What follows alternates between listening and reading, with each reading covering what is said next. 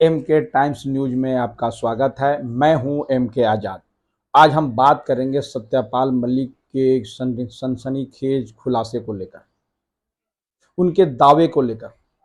एक इंटरव्यू में जो सत्यपाल मलिक ने जबरदस्त और सनसनीखेज खुलासे या दावे किए हैं, वो इंटरव्यू सीनियर जर्नलिस्ट करण थापर के द्वारा लिया गया। करण थापर के बारे में बता दें, ये वही सीनियर जर्नलिस्ट है जिन्होंने प्रधानमंत्री का इंटरव्यू लिया था और उसी में प्रधानमंत्री ने पानी पी के उस इंटरव्यू से अलग हो गए थे। विपक्ष कहते हैं कि उस इंटरव्यू में जो है प्रधानमंत्री वो भाग गए थे। तो कितना इतना सख्त सवाल करण थापर जी करते हैं, इसका अंदाजा आपको हो गया हो। तो सत्यपाल मलिक ने करण थापर को एक इंटरव्यू, एक पोर्टल न्यूज में एक इंटरव्यू दिए, जिस न्यूज के बारे में पुलवामा हमले को लेकर कई सनसनीखेज दावे किए और खुलासे किए, जिससे हैरान करने वाली बातें और परेशान करने वाली बातें सामने आई है। राजनीतिक गलियारों में विपक्ष को एक बड़ा हथियार के रूप में इसे देखा जा सकता है और राष्ट्रीय सुरक्षा को लेकर एक बार फिर लोगों के मन में शक का दायरा बढ़ने की आशंका बताया जा रहा है।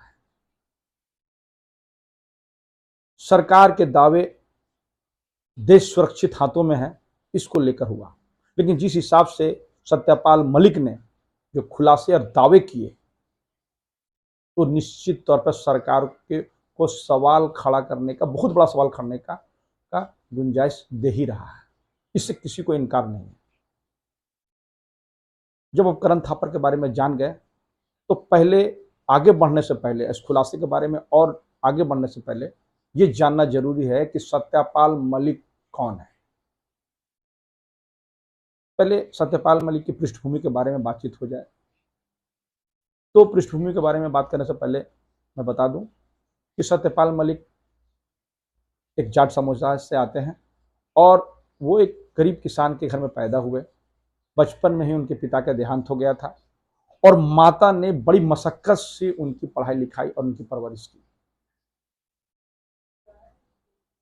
सत्यपाल मलिक बीएससी और लॉ की डिग्री प्राप्त किए और कम समय में ही उन्होंने छात्र राजनीति की तरफ रुख किया।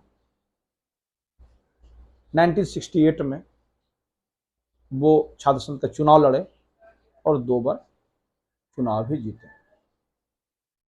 राजनीति में उनके कदम बढ़ते चले गए। सन 1974 1974 में पहली बार वो विधायक चुने गए। चरण सिंह की पार्टी भारतीय क्रांति दल से वो पहले बार विधायक बनकर विधानसभा पहुंचे। इसके बाद उनकी राजनीतिक कद और बढ़ते चली गई। वो 2 बार उत्तर प्रदेश से राज्यसभा के लिए भी भेजे गए।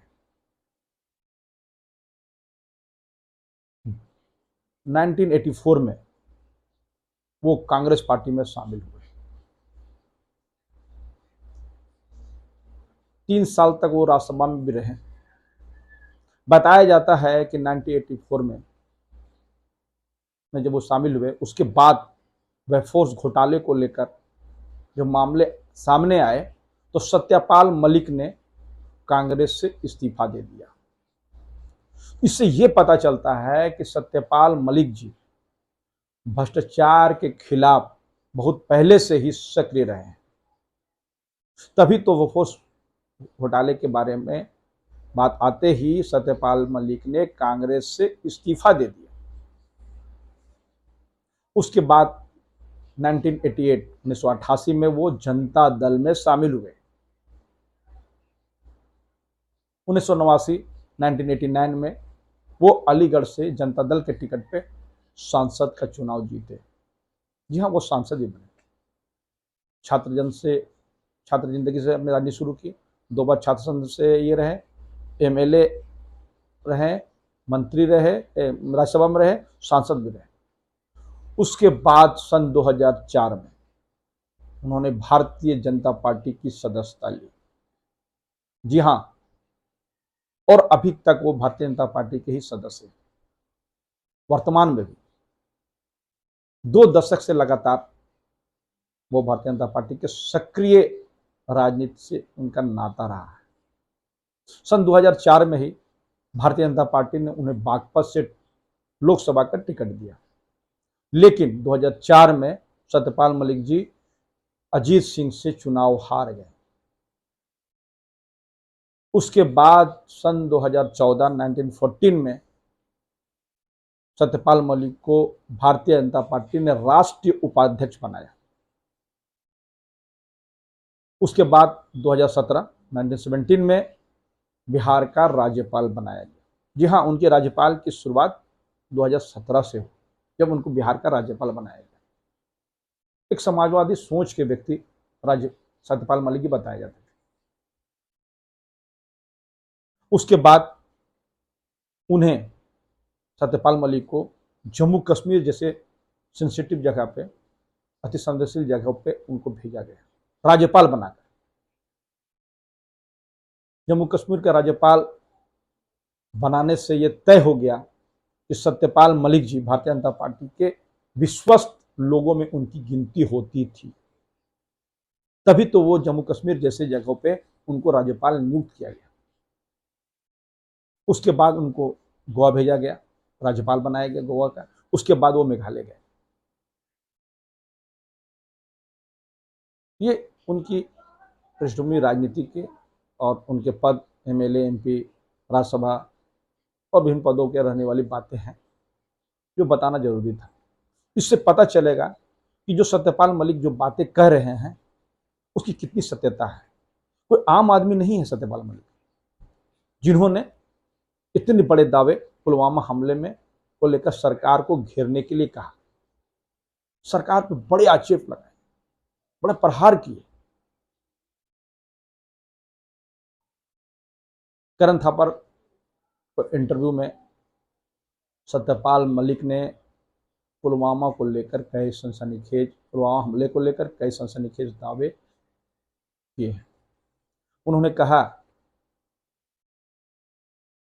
कि पुलवामा हमले में जो जवान 40 शहीद हुए थे, तो सीआरपीएफ ने गृह मंत्रालय से 5 एयरक्राफ्ट की मांग की थी एयरलिफ्टिंग के लिए, क्योंकि एक बड़ा काफिला सीआरपीएफ का वो उस क्षेत्र में गुजर रहा था। बड़ा मूवमेंट था। इतने बड़े मूवमेंट सीआरपीएफ का सड़क के रास्ते पर नहीं होता। जिस सड़क से गुजर रहा था उसके बगल वाले सड़क पर कोई सुरक्षा का इंतजाम नहीं था। ये दावा सत्यपाल मलिक ने अपने इंटरव्यू में किया। उस वक्त में जो गृह मंत्री थे वो राजनाथ सिंह थे, भारतीय जनता पार्टी के दिग्गज नेता, पूर्व के राष्ट्रीय अध्यक्ष भारतीय जनता पार्टी के राजनाथ सिंह उस वक्त में गृह मंत्री थे। तो क्या राजनाथ सिंह ने एयरक्राफ्ट देने से मना किया? सत्यपाल मलिक ने आगे कहा कि भले ही गृह मंत्रालय ने एयरक्राफ्ट देने के लिए मना किया, लेकिन यदि सीआरपीएफ हमें कहती, यानी सत्यपाल मलिक को कहती, तो जरूर एयरलिफ्ट 5 एयरक्राफ्ट जो है एयरलिफ्ट के लिए जरूर देते। इन्होंने ये दावा सत्यपाल मलिक ने इंटरव्यू में किया। सत्यपाल मलिक यही नहीं रुके, उन्होंने कहा कि जब इस मामले में जब ये हमले हो गए तो इस मामले पे मैंने प्रधानमंत्री से बात की। प्रधानमंत्री ने कहा चुप हो जाओ। जी हां, चुप हो जाओ। तो प्रधानमंत्री ने सत्यपाल मलिक को चुप हो जाने की बात क्यों की? राजनीतिक गलियारों में यही बात कौंध रही है, गूंज रही है कि प्रधानमंत्री ने सत्यपाल मलिक को चुप रहने की बात क्यों कही। सत्यपाल मलिक यही नहीं रुके, उन्होंने कहा कि मैं राष्ट्रीय सुरक्षा सलाहकार अजीत डोभाल से भी इस मामले में बातचीत की, उन्होंने भी मुझे चुप रहने की सलाह दी। तो क्यों अजीत डोभाल भी और प्रधानमंत्री जी सत्यपाल मलिक को चुप रहने की बात कही? सत्यपाल मलिक ने कहा कि मुझे अब लगने लगा कि निश्चित तौर पे ये हमले की जिम्मेवारी पाकिस्तान को दी जानी है। उनको शक है।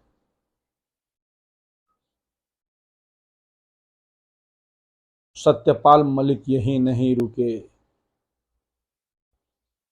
उन्होंने कहा कि खुफिया एजेंसी, भारतीय खुफिया एजेंसी की भी लापरवाही इसमें उजागर हुई है। उनकी विफलता भी पुलवामा हत्याकांड के लिए जिम्मेवार है। उन्होंने कहा कि जिस कार जो पाकिस्तान से आई थी, जिसमें 300 किलो जो आरडीएक्स थे की बात बताई जा रही है, वो कार जम्मू कश्मीर के सड़कों पे 10 से 15 दिन दौड़ते रही, तो फिर उनकी जांच क्यों नहीं की गई, इस पर भी उन्होंने सवाल खड़ा किया। नहीं, सुरक्षा खुफिया एजेंसी पर भी उन्होंने सवाल खड़ा किया। जाहिर सी बात है कि जिस पाकिस्तान की गाड़ी में आरडीएक्स आया, वो 10-15 दिन अगर जम्मू कश्मीर के क्षेत्रों में घूम रहे थे और उनको नहीं पकड़ा गया, तो उनका ये शक तो बनता ही है। शक करने की गुंजाइश की बात तो है ही। सत्यपाल मलिक यही नहीं रुके, उन्होंने प्रधानमंत्री पे भ्रष्टाचार को ज्यादा जो है, भ्रष्टाचार पर उनको कोई लेना देना नहीं है, इस बात का भी दावा किया है। जी हाँ, उन्होंने कहा कि प्रधानमंत्री को भ्रष्टाचार से ज्यादा लेना देना नहीं है। जब वो गोवा के राज्यपाल थे, तो उन्होंने गोवा के जो है गोवा प्रदेश के मुख्यमंत्री के पास के खिलाफ में कुछ शिकायत की थी कि वो वहाँ के जो सरकार है वो भ्रष्टाचार के मामले पर आंख बंद की हुई है। उसके बाद उनका दावा है कि उनको गोवा से मेघालय भेज दिया गया। ये दावा राज्यपाल सत्यपाल मलिक कर रहे हैं। उन्होंने कहा कि जब मैंने इसकी शिकायत की भ्रष्टाचार को लेकर, इसका मतलब है कि भ्रष्टाचार से प्रधानमंत्री को ज्यादा लेना देना नहीं है। जी, हैरान करने वाली बात है। सरकार भ्रष्टाचार के जीरो टॉलरेंस को लेकर 56 इंची का सीना दिखाती रहे। वो दावा कर इसके साथ कहती है कि हमारी सरकार भ्रष्टाचार मुक्त है, और सत्यपाल मलिक ने इसी पर प्रहार किया है, इसी भ्रष्टाचार को लेकर प्रधानमंत्री को घेरने का काम किया। ये छोटी मोटी बातें नहीं है, बड़ी बातें। सत्यपाल मलिक ने आगे कहा कि प्रधानमंत्री को जम्मू कश्मीर के बारे में कोई नॉलेज नहीं है, कोई अनुभव नहीं। जी हाँ, उन्होंने कहा है कि प्रधानमंत्री को जम्मू कश्मीर के बारे में कोई अनुभव नहीं है, कोई नॉलेज नहीं है। उन्होंने आगे कहा कि प्रधानमंत्री जम्मू कश्मीर को लेकर गफलत में है। इन शब्दों का प्रयोग किया गया। गफलत में? क्या प्रधानमंत्री जम्मू कश्मीर को लेकर गफलत में है? उनको कोई जानकारी नहीं है जम्मू कश्मीर के बारे में? यह महत्वपूर्ण इसलिए है कि जब पुलवामा का कांड हुआ, पुलवामा में जो हमले हुए, वो उस वक्त में राज्यपाल सत्यपाल मलिक ही थे। और अगस्त 2019 में जब धारा 370 केंद्र सरकार ने लाई, उस वक्त में भी राज्यपाल जो थे वो सत्यपाल मलिक थे। जिस धारा 370 को लेकर भारतीय जनता पार्टी सीना चौड़ी करती है कि उन्होंने बहुत बड़ा एक मामले को सॉल्व किया है, उस वक्त में भी राज्यपाल सत्यपाल मलिक थे। इसलिए सत्यपाल मलिक के उठाए गए सवाल अपने आप में बड़ी है और राजनीति में झकोरने वाली बातें हैं। राष्ट्र सुरक्षा को लेकर उनका जो सवाल खड़ा करना है, निश्चित तौर पर हर देशवासियों के लिए को हतप्रभ करता है, हैरान कर देता है। इस तरह की बातें तो जिस हिसाब से इससे पहले आपके सत्यपाल मलिक ने आरएसएस से जुड़े सबसे एक बड़े नेता राम माधव का नाम लेकर उन्होंने कहा कि राम माधव ने उसे घूस के 300 करोड़ रुपए रिश्वत देने की बात कही थी। अंबानी के 2 फाइल को लेकर वो ये डील राम माधव उनके पास लेकर आए थे और उन्होंने 300 करोड़ रुपया घूस देने की पेशकश की थी, रिश्वत देने की पेशकश। बहुत बड़ा मामला। उन्होंने आरएसएस पर यह सवाल खड़ा किया। जी हां, आरएसएस पर सवाल खड़ा किया क्योंकि राम माधव जी आरएसएस के एग्जीक्यूटिव हैं, बड़े चेहरे हैं।